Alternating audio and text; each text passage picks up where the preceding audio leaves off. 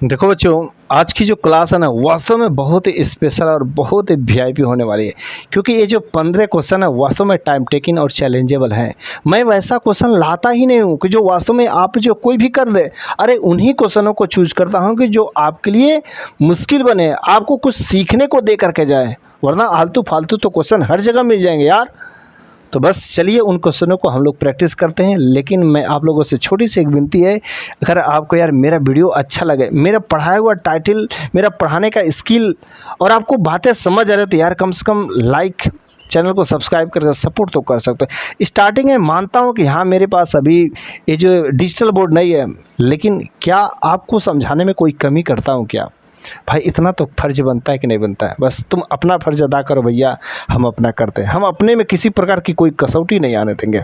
बस तो चलिए हम लोग उन क्वेश्चनों को शुरू करते हैं। देखो आपके सामने एक क्वेश्चन है, दो बिंदु ए और बी के बीच की दूरी 600 किलोमीटर है। देखिए दो बिंदु हैं, इसको पहले समझते हैं। देखो ये बहुत शानदार क्वेश्चन है, मतलब मैक्सिमम लोगों को घुमा सकता है। टोटल ये डिस्टेंस कितना है भैया? 600 किलोमीटर। टोटल कितना दूरी है? 600 किलोमीटर, राइट। कह रहा है कि जब वे एक दूसरे की ओर चलना शुरू करते हैं, यह इधर चल रहा है और यह दोनों एक दूसरे की ओर चलना शुरू करते हैं, तो वे 12 घंटे में मिल जाते हैं। मतलब यह इधर से चला और यह इधर से चला, तो 12 घंटे में एक जगह पर कहीं पर मिल जाते हैं। तो जब 12 घंटे में मिलते हैं तो इन दोनों का यदि एवरेज स्पीड देखा जाए, इन दोनों लोगों का यदि हमारा एवरेज स्पीड देखा जाए ना, एवरेज स्पीड देखा जाएगा तो क्या होगा? 600/12, मतलब जो है 50 किलोमीटर पर आवर इन दोनों लोगों के हिसाब से देखा जाए तो एवरेज स्पीड आई है। अच्छा, बाद में क्या कह रहा है कि यदि ए जो है बी के 5 घंटे बाद चलता है, मतलब ए चलता ही नहीं, बी जो है 5 घंटा चला। यहाँ पर देखते हैं बी जो है यहाँ पर 5 घंटा चला है, 5 घंटा जो है बी चला है, राइट। बी कितना चला? 5 घंटा। सारी इधर से चल रहा है ना, तो बी जो है यहाँ पर 5 घंटा चला, ए नहीं चला है। फिर 5 घंटा बाद ए चलता है, फिर जो है 5 घंटा बाद ए चलता है। फिर से वो कह रहा है कि अगले वे 10 घंटे में मिलते हैं, मतलब 5 घंटा तो अकेले बी चला। फिर जो है ए और बी जो है दोनों कितने टाइम में चले हैं? 10 घंटे के लिए चले। लेकिन दूरी तो भैया एक ही है, 10 घंटे के बाद मिलते हैं। तो वही पूछ रहे तब बी की भैया क्या बताओ, हमारा स्पीड बताओ। अच्छा, टोटल यदि डिस्टेंस हम लोगों ने देखा तो 600 किलोमीटर पहले भी चल रहे थे, 600 किलोमीटर अब भी चल रहे हैं। इस कॉन्सेप्ट को समझना बहुत जरूरी है। यहाँ तो एवरेज स्पीड आए, ये तो पता चला। अच्छा देखो बी कितना दूरी चला है? बी 5 घंटा चला है ना, तो हमारा डिस्टेंस से देखते हैं, डिस्टेंस इक्वल टू क्या होता है? Speed into time. अच्छा देखो स्पीड हम लोग मानते हैं बी का बी ही है, बी का स्पीड और इंटू टाइम, मतलब 5 घंटा चला है। चला कि नहीं चला? उसके बाद से ए और बी मिलकर के कितने घंटे चले हैं? 10 घंटे चले हैं। और टोटल भैया दूरी तो 600 किलोमीटर चल रहे हैं, टोटल दूरी 600 किलोमीटर चल रहे हैं ना। अच्छा ए और बी का एवरेज स्पीड कितना है? 50 है। कितना है? 50 है। अब यहाँ से करेंगे, जब 50 रखेंगे इसके जगह पर, तो 50 दहा में 500, और यह जब 500 उधर जाएगा तो कितना बचेगा? 100 बचेगा। 100 बचेगा कि नहीं बचेगा?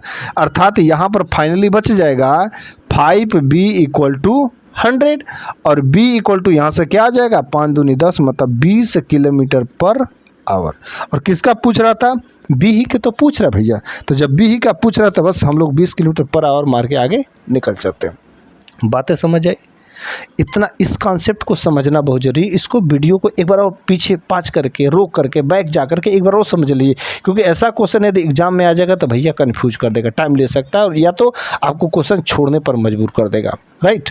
नेक्स्ट क्वेश्चन आपके सामने है, एक कार जो है 30 घंटे में 250 किलोमीटर की यात्रा करती है। देखिए 30 घंटा है, 30 घंटे में कितना यात्रा करती है?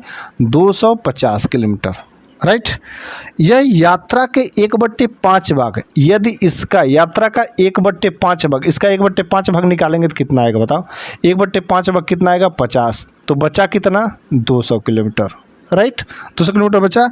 यात्रा का 1/5 भाग 1/6 समय पूरा करते हैं। अच्छा 1/6 समय यदि निकालेंगे तो 6 × 30, मतलब 5 घंटा में। तो इसका टाइम कितना बचा?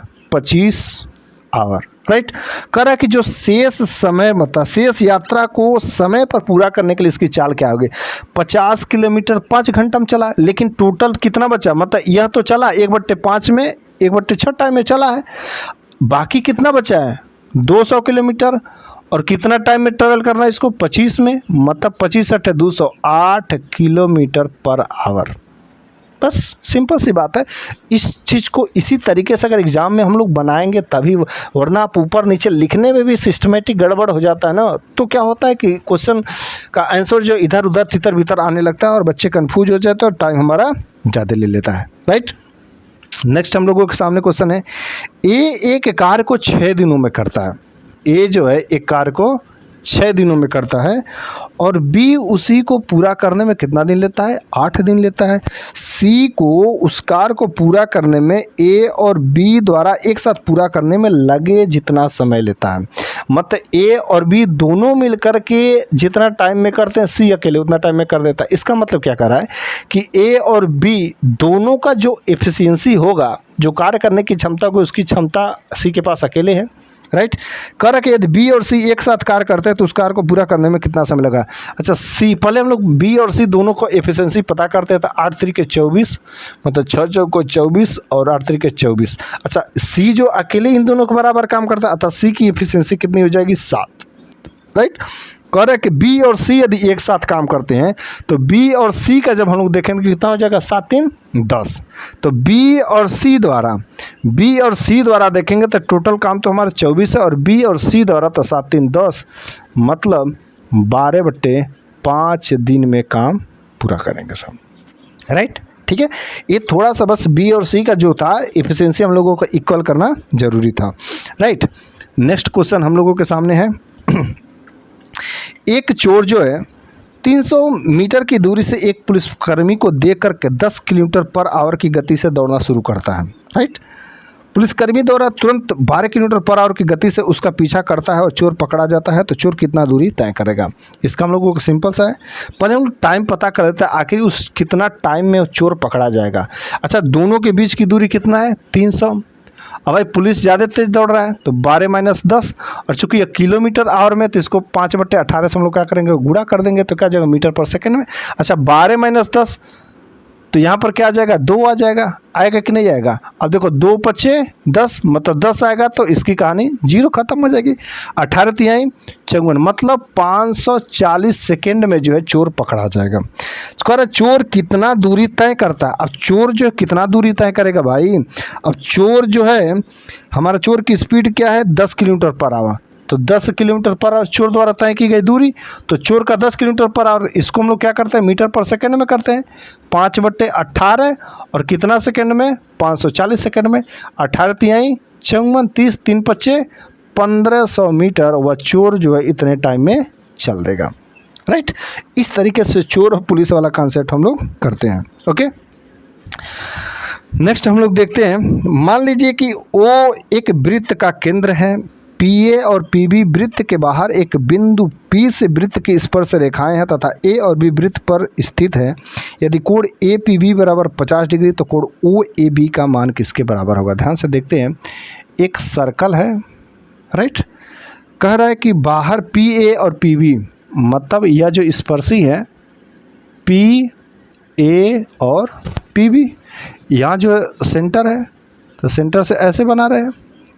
कर ए पी बी मतलब यह जो 50 डिग्री दिया है, तो पूछ रहा है ओ ए बी मतलब ओ ए बी, राइट। यहाँ से इसको ड्रा कर देते हैं तो यही एंगल जो है पूछ रहा है, राइट। ओ ए बी कितना होगा।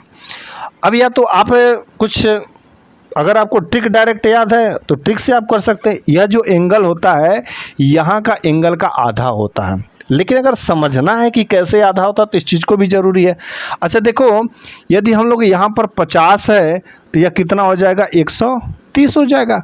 यदि हम लोग यहाँ से ये चीज़ मिला देते हैं तो यह 130 है, तो जब 130 होगा तो यहाँ पर जो है यह हमारा कितना हो जाएगा 65 डिग्री, और यह जो हमारा राइट एंगल होगा, ध्यान से देखते हैं यही है, यह हमारा 65 डिग्री हो जाएगा और यह हमारा राइट एंगल है ही।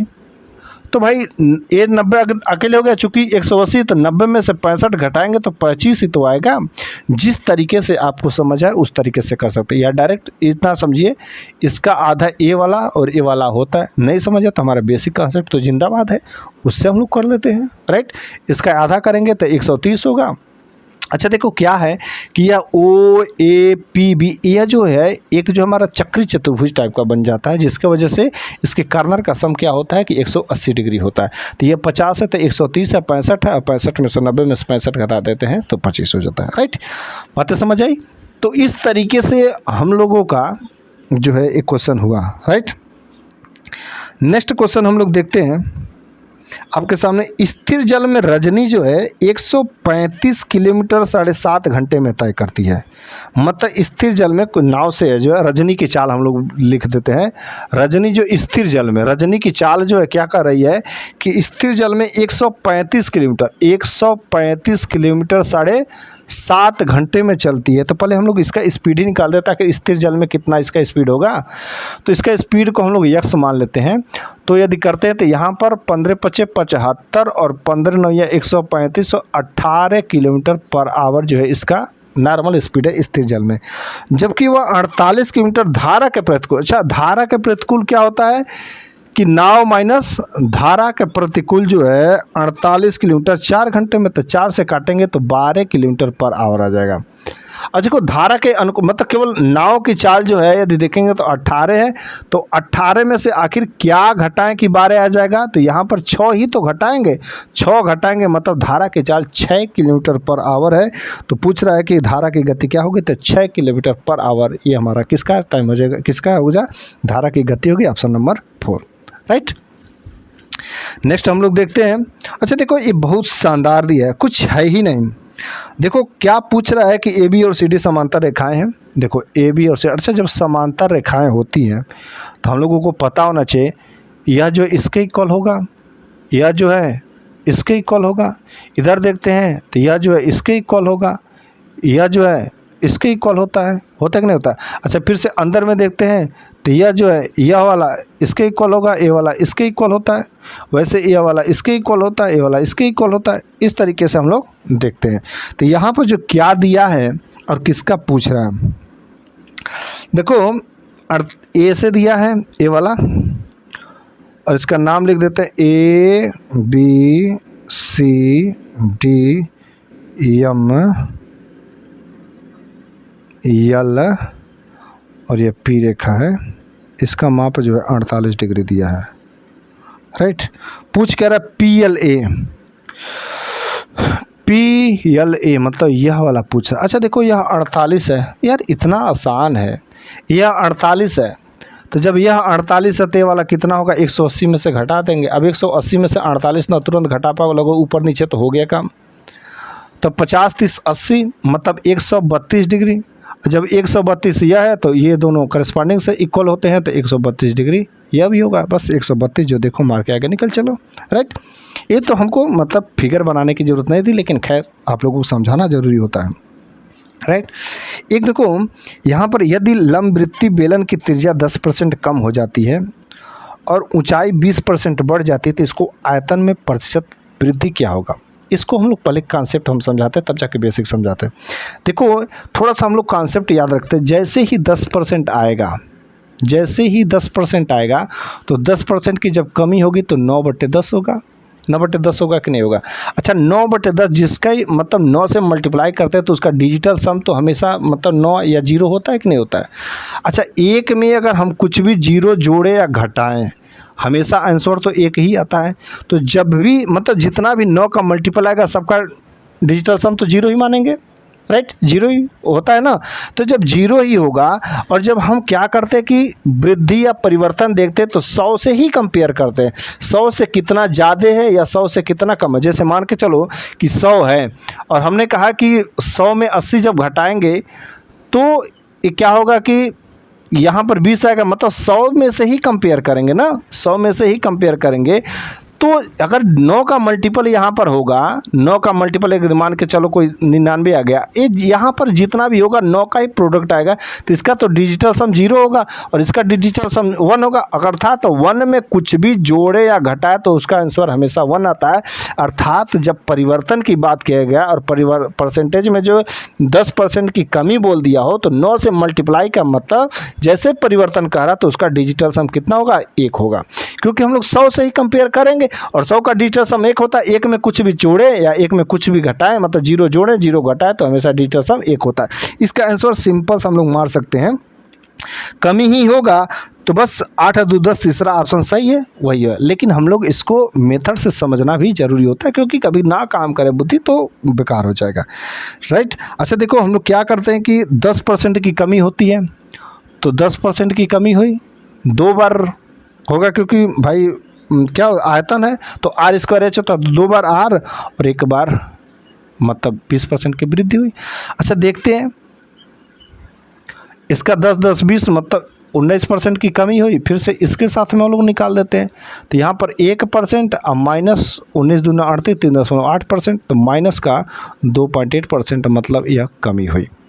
या दूसरे तरीके से हम लोग निकालते हैं कमी, हम लोग देखते हैं तो पहले हम लोग देखते हैं कि भैया 9/10 देख लेंगे, 9 कमी हुई 9/10 और 10% की कमी हुई और 20% बढ़ जाती है तो 20% 1/5 मतलब 6/5 और 100 में से जो भी आएगा इसको हम लोग घटा देंगे।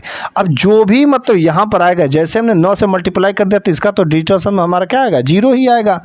और 100 में से मतलब इसका डिजिटल सम 1 - 0 जैसे करेंगे तो जो भी डिजिटल सम आएगा 1 ही आएगा। इसीलिए मैं बोला था 9 का मल्टीप्लाई मतलब उसका तो डिजिटल सम 0 हो ही गया। लेकिन अगर 1 में से जब भी परिवर्तन करने की बात आएगा तो समझना 1 में 0 ऐड करें या घटाना करें, हमको उसका डिजिटल सम 1 ही आएगा। तो बस ऑप्शन नंबर 3 हम लोग मार के आगे निकल चलेंगे। लेकिन यहाँ पर कंफर्म करना जरूरी है कि कमी होगी कि वृद्धि होगी। तो जब भी 2 लगातार, अब देखो 20% की वृद्धि हुई 20% की कमी हुई, 100% घाटा ही होगा, राइट। तो इस तरीके से हमारा ये ऑप्शन बेसिक से भी हम लोग जा सकते हैं, ऐसे इसको कई सारे तरीके से हम लोग कर सकते हैं, जो आपको बेहतर लगे, कम टाइम बचा सकते हैं उस हिसाब से आप कर सकते हैं। देखो नेक्स्ट क्वेश्चन आपके सामने जो है, एक गोले का आयतन 38,808 सेंटीमीटर क्यूब है, तो गोलार्ध का पार्श्व पृष्ठ क्षेत्रफल ज्ञात कीजिए यदि गोले की त्रिज्या गोलार्ध की त्रिज्या की दोगुनी है। अच्छा देखो यहाँ पर गोला है, यहाँ पर गोले हैं, मतलब गोला इसको लिखते हैं, और एक गोलार्ध है, राइट। गोलार्ध है, कह रहा है कि यदि गोले की त्रिज्या गोलार्ध की त्रिज्या की दूनी है, गोलार्ध की त्रिज्या की दूनी यदि 1 है तो यह 2 है, ओके। अच्छा देखते हैं, एक गोले का आयतन जो 38,808 है, इसका पहले रेडियस पता करना जरूरी होता है। 4/3 पाई आर क्यू इक्वल टू 38,808। अच्छा देखो यहाँ पर पूछ रहा है कि गोले की त्रिज्या गोलार्ध की त्रिज्या मतलब पार्श्व पृष्ठीय क्षेत्रफल पूछ रहा है। तो यहाँ पर एक और हम लोग थोड़ा दिमाग लगा सकते हैं कि हाँ 11 का मल्टीपल होगा। तो यदि ऑप्शन से देखते हैं तो पहला 6 3 9 9 0 पहला 11 का मल्टीपल है। और देख लेते क्या और भी है। दूसरा हम देखते हैं तो 9 1 10 6 - 2 8 नहीं है। 5 1 6 6 4 10 4 आएगा। 6 4 10 10 - 9 मतलब केवल पहला ही हमारा 11 का मल्टीपल है, तो पहला ही ऑप्शन सही होगा। लेकिन हम लोगों को सॉल्व करके मेथड भी जानना जरूरी होता है। अच्छा देखो 4/3 पाई आर क्यू है, तो पाई की वैल्यू हम लोग क्या रखते हैं, 22/7 रखते हैं। 22/7 11 दूनी 22 11 तिया 33 11 5 55 11 दूनी 22 11 88 और 4 दूनी 8 8 चौको 32 8 चौको 32 8 करने 8। यहाँ पर r इक्वल टू करेंगे तो यह 441 और यहाँ का 21 जाकर 21 हो जाएगा, मतलब r क्यू इक्वल टू 21 का क्यू, तो मतलब r की वैल्यू क्या हो जाएगी 21 हो जाएगी। अच्छा देखो यह गोला है, तो यह जो 21 है तो इसका वैल्यू कितना हो जाएगा 21/2 इसका रेडियस आएगा। कह रहा है अब जो है एक गोलार्ध का पृष्ठ क्षेत्रफल ज्ञात कीजिए, पार्श्व पृष्ठ क्षेत्रफल। जब पार्श्व पृष्ठ क्षेत्रफल करेगा तो पार्श्व पृष्ठ क्षेत्रफल इसके लिए क्या होगा, केवल 2 पाई आर स्क्वायर होता है ना। संपूर्ण पृष्ठ करता है यदि गोलार्ध का तो 3 पाई आर स्क्वायर होता है, तो 2 पाई आर स्क्वायर 2 × 22/7 और आर स्क्वायर मतलब 21/2 और 21/2। देखो 2 से 2 खत्म, 2 से यहाँ पर 11 खत्म, 7 × 21। अब देखो 21 तिया 11 गुणे 21 3 63, 11 3 33, 11 छक्के 66 3 693 सेंटीमीटर स्क्वायर। आपको बेसिक अगर समझ आए तो बेसिक से आप जा सकते हैं, वरना 11 का मल्टीपल तुरंत चेक करके हमको 2 सेकंड में खेल खत्म, आगे बढ़ चलो। राइट। नेक्स्ट क्वेश्चन जो आपके सामने, इसका तो मैं ट्रिक कितनी बार बता चुका कि ऐसे यदि क्वेश्चन आ जाते हैं तो कलम उठाने का जरूरत नहीं होना चाहिए। देखिए दिया क्या है कि x plus 1 upon x equal to 7 दिया है और x cube plus 1 upon x cube की वैल्यू पूछ रहा है। अच्छा देखो, जब प्लस के टर्म में मैंने बताया था यहाँ पर जो भी दिया है इसको हम लोग रूट में रख लेते हैं, और जब प्लस दिया है तो इससे 3 कम कर देते हैं, और माइनस दिया रहता है 3 अधिक कर देते हैं। प्लस दिया है ना, 3 कम कर देते हैं, तो 49 में से 3 कम करेंगे तो कितना भैया आएगा, 46 आएगा। और 46 में 7 का गुणा करेंगे तो 7 छक्के 42 और 7 चौको 28 4 32 322 आएगा। सिंपल सा ट्रिक है, वरना आप करते रहो n cube minus 3n, n cube minus 3n मतलब 7 का क्यूब और माइनस 3 7 21, यही करते हैं ना, 3 गुणे 7 तो 343 और माइनस 21, यहाँ पर भी जोड़ेंगे तो 322 आएगा। क्या आपको आसान लग रहा है? सिंपल सा इसका रूट में करो, और रूट से बाहर तो 7 अइबे करेगा, इससे 3 कम करके लिख दो, प्लस है तो 3 कम करो, माइनस है तो 3 अधिक करके, बस काम खत्म। राइट। नेक्स्ट आप लोगों के सामने जो क्वेश्चन है, यदि किसी निश्चित मूलधन पर 18 महीने के लिए 5.5% प्रति वर्ष की दर से साधारण ब्याज, समान मूलधन पर 14 महीनों के लिए 6% प्रति वर्ष की दर से साधारण ब्याज 62.50 मिलते हैं, अधिक है, तो वो मूलधन कितना होगा? देखो कह रहा है कि 18 महीना के लिए, 18 महीना मतलब 1.5 साल, 18 महीना मतलब 1.5 साल हुआ। राइट, यही हुआ ना, मतलब क्या हुआ 1.5 ईयर, और 1.5 साल के लिए कितना परसेंट है, 5.5%। 1.5 साल के लिए कितना है, 5.5% की दर से साधारण ब्याज, और समान मूलधन पर 14 महीने के लिए, 14 महीना के लिए कितना, 6% की दर से। अब पहले हम लोग निकालते हैं कि यह 5.5% है, और 5.5% के हिसाब से 1.5 साल का कितना होगा, और ये 14 महीना के लिए 6% पर एनुअली के हिसाब से कितना परसेंट। अच्छा 1.5 साल को हम लोग और क्या लिख सकते हैं, 1.5 साल को हम लोग 3/2 लिख सकते हैं कि नहीं लिख सकते हैं? राइट। अच्छा देखो 14 महीना है, चूँकि यहाँ पर दिया है 6% जो है, 6% जो 12 महीने का, 6% 12 में मतलब परसेंट का दूना। यदि यहाँ पर 12 महीना का 6% तो 14 महीना का कितना होगा, 7% होगा कि नहीं होगा? सिंपल सी बात है। तो यहाँ तो सीधा आ गया भैया 7% होगा, लेकिन यहाँ की बात होती है तो इसी का तो मल्टीप्लाई करते हैं, तो 55 तिहाई 165 16.5/2, और इसको भाग देंगे तो 8.25%। इन दोनों का अंतर जो यहाँ पर कितना आया, 1.25%। और यहाँ पर कह रहा है कि नहीं भैया 62.50 अंतर। देखते हैं कितना गुना है, 125 625 मतलब 50 गुना। तो जब इतना परसेंट का वैल्यू 50 है तो 100% का वैल्यू जब हम लोग करेंगे तो इसी में क्या करेंगे, 100 से गुणा कर देंगे तो 5000 हो जाएगा। थोड़ा सा हम लोग निकालने में सोचते हैं। अब यहाँ पर हम लोग क्या करेंगे, 6% है तो तुरंत बच्चे क्या करें, 6% जो 12 महीना का, तो 14 महीना का कितना होगा, तो 6 दूनी 12 और 2 7 14। ऐसे करोगे भैया, थोड़ा दिमाग लगाओ ना। मतलब 12 महीना का 6% मतलब आधा है, तो 14 महीना है तो इसे 14 महीना का 7% होगा, आधा ही होगा। 14 का 12 का आधा 6, तो 14 का आधा 7। सिंपल सी बात। यहाँ पर थोड़ा सा ट्रिकी है, तो 55 या 165 में 2 का भाग देंगे, तो यहाँ पर यहीं पर हम लोग चाहते तो 55 में हम 1.5 का गुणा करेंगे तो भी बात वही आएगी, लेकिन जो तरीका मतलब बेस्ट हो सकता है उसको मैं बताता हूँ आपके लिए। राइट। अब देखो अगला क्वेश्चन आपके सामने है। जब एक पूर्णांक n को 7 से विभाजित किया जाता है तब शेषफल 3 आता है। शेषफल क्या होगा यदि 6n को 7 से विभाजित किया जाता है?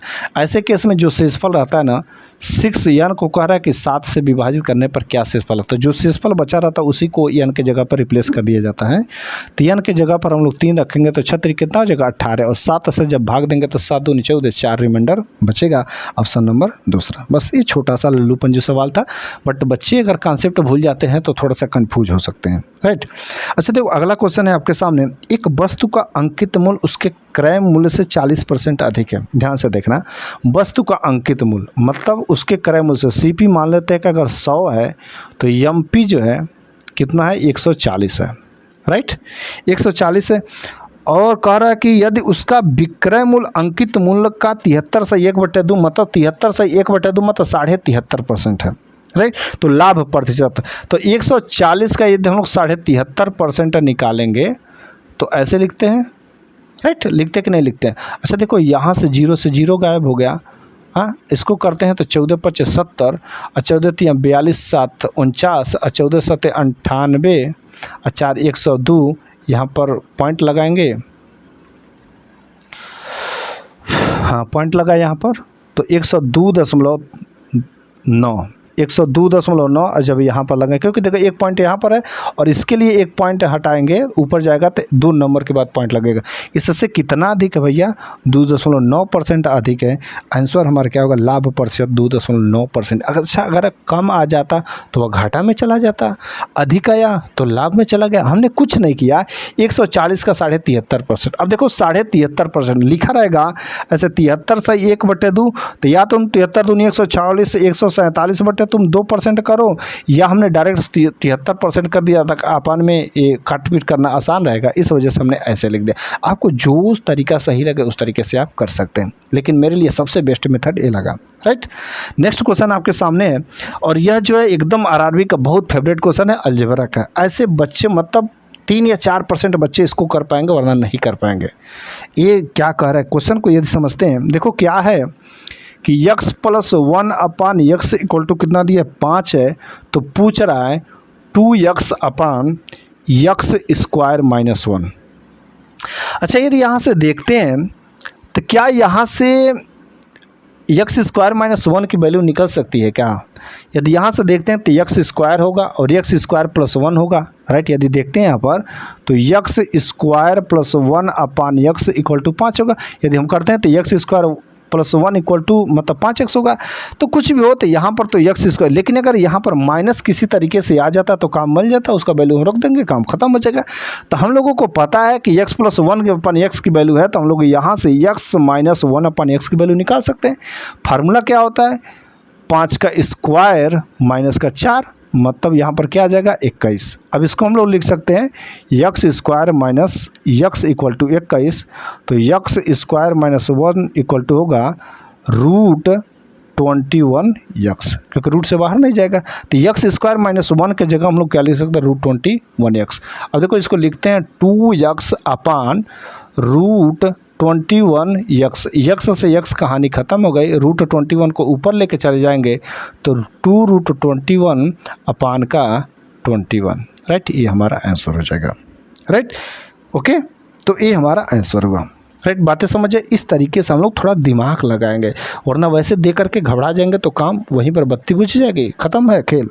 अगला क्वेश्चन जो है आपका लास्ट क्वेश्चन, त्रिभुज ABC में एंगल A = 90 डिग्री। ध्यान से देखते हैं, एक ट्रायंगल हम लोग बनाते हैं और यह जो A 90 डिग्री दिया है, इसका नाम लिखते हैं B और इसका नाम लिखते हैं C, राइट। AD जो है BC पर शीर्षलंब है, AD जो है या BC पर जो है शीर्षलंब है। और AB = 15 दिया है, AB = कितना दिया है? 15 सेंटीमीटर। AC = 20 सेंटीमीटर दिया है, AC = 20 सेंटीमीटर दिया है। तो पूछ रहा है AD की लंबाई क्या होगी, इसकी की लंबाई पूछ रही है। अच्छा यदि हम लोग यहाँ पर देखते क्या ट्रिपलेट बन सकता कि नहीं बन सकता? हाँ देखते, 5 × 15 मतलब ये 5 से करते हैं तो 3 आएगा, यहाँ 5 से करते हैं तो यह 4 आएगा, तो ये 3 है तो 4 है तो 5 है, 5 नहीं होगा, मतलब 15 20 25 आएगा, होगा कि नहीं होगा? मतलब ट्रिपलेट है तो 15 20 25 है। अच्छा हम लोग देखते हैं, या तो आप सीधा ट्रिक से जाइए वरना बेसिक से जाइए, तो दोनों तरीक़ा से आप हो सकता है। देखो बेसिक क्या है, ट्रायंगल देखो एक ही है, चाहे एरिया भैया तुम हीरोन्स से लगाओ, चाहे इसको इधर से लगाओ, चाहे उधर से लगाओ, चाहे किधर से भी लगाओ, एरिया तो हमेशा एक ट्रायंगल का सेम ही रहेगा ना। अच्छा इस ट्रायंगल का एरिया हम लोग निकालते हैं, तो इसको यदि हम लोग बेस मानते हैं तो 1/2 AB × AC, यही होगा ना, बेस इंटू हाइट होता है कि नहीं होता है, AB × AC। इसको यदि हम लोग बेस मानते हैं तो 1/2 BC, और इसके लिए हाइट हमारा AD होगा, होगा कि नहीं होगा? यहाँ से यहाँ कहानी ख़त्म हो गया। अब हमको क्या निकालना है? AD निकालना है। तो जब AD निकालना है तो इसी को हम लोग क्या करते हैं, इसके नीचे भेज देंगे AB × AC अपान जो है BC इक्वल टू AD। मतलब सीधा सा कहने का मतलब है कि इन दोनों साइडों का प्रोडक्ट और इन दोनों साइडों का प्रोडक्ट जो क्या होता है, इक्वल होता है, राइट। इसका प्रोडक्ट देखो AB into AC, AB into AC और BC into AD, BC into AD, क्योंकि 1/2 कट जाता है, यहाँ से कंसेप्ट निकलता है। तो सिंपल सा बात हम लोग करेंगे, 20 गुणे 15 बराबर, इसको हम लोग x मानते हैं तो x गुणे 25। अब 20 गुणे 15 बटे 25 करेंगे तो सिंपल सा कट जाएगा, 5 3 15, 5 को 20 और 4 5 20, सॉरी 5 3 15 और 5 5 25 और 5 करने 5, 5 को 20 तो 4 3 12 सेंटीमीटर आएगा। ये रहा सिंपल सा कंसेप्ट। इस तरीके से हम लोग मतलब एक्स्ट्रा जब तक दिमाग कुछ लगाएंगे नहीं तब तक अब मैथ जो हिलने वाले नहीं है। ये जो एग्ज़ाम में आ रहे हैं ना लल्लू पंजुना, हाँ 25 क्वेश्चन है, 20 क्वेश्चन है तो 20 में से 8-10 जो नॉर्मल आएंगे, लेकिन 4-5 क्वेश्चन ऐसे आ रहे हैं कि जो आपको मजबूर कर दे रहे हैं, टाइम मतलब बर्बाद करने पर, सोचने पर मजबूर कर दे रहे हैं, बच्चे छोड़ करके चल, और एक क्वेश्चन आपका सिलेक्शन रुकवा देता है।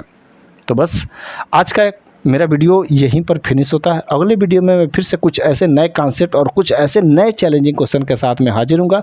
तब तक के लिए धन्यवाद, अपना ख्याल रखिए और बच्चे से पढ़ाई करिए।